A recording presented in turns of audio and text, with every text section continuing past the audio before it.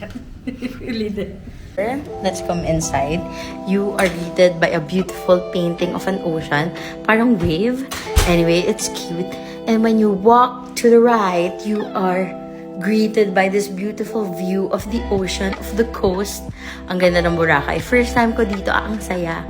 And when you pan here, you have the living room. By the way, I am roommates with my nieces, Isabel and Chimi. That's the living room.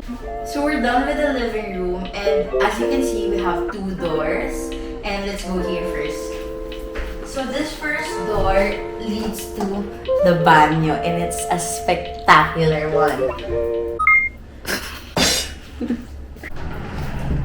Okay. Pindot. So, let's go.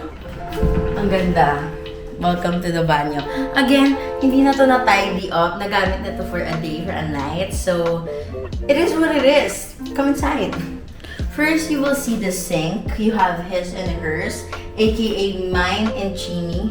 So, na-settle in na kami. Nandito na yung skincare namin.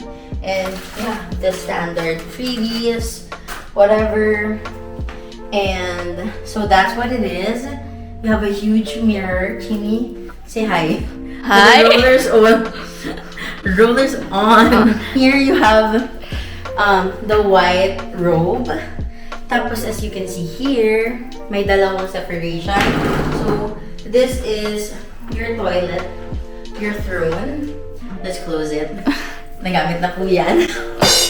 Okay, and this is the shower inside.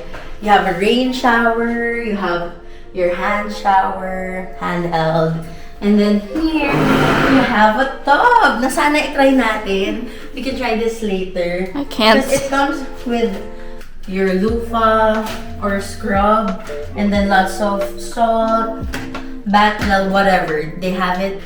Here, makikita nyo my door. My door. It leads to the bedroom. But let's go through the living room. Come. Sige. Awkward. Okay, so this is the bedroom. Ayan. Separate ng... Okay, anyway, tara. Again, imagine nyo siya ng perfectly folded. Pero yan na siya. And then, here, you have your closet. So, in this closet, you have your... I think this is their robe for swimming. You can use this. And then, here is the safe. Or ginawa siyang lalagyan ng madaming damit. And then, you have the freebie slippers here. Your standard na mga inclusions sa hotel. So here on the side, come here.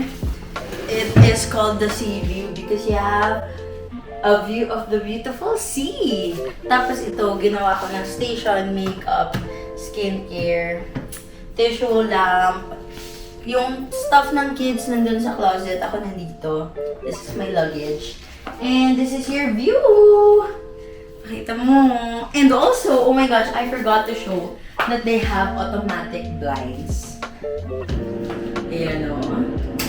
Anyway. Okay, we're gonna stop it. Because we don't wanna hide the beautiful view. Another touch from this place is they have free hat. So, pag pupunta yung Crimson, huwag na kayo bumili ng beach hat. And you have a tote bag. And pwede mo na to iuwi, sabi ni Sir Ivan. Anyway, there is a sitting here. This is where you can work. This is where I work kanina. You have chargers. You have switch lights, light switch, I mean, over there. And honestly, that's the end of the tour. Because this door just leads to the banyo again. So, thank you for watching. That is the sea view here at Crimson Hotel. I hope you enjoyed that very chaotic room tour, but that's the truth. You use the hotel, you enjoy the amenities. So that's the tour. Thank you, Chimi, for filming, and I hope you catch more of my vlogs. Bye!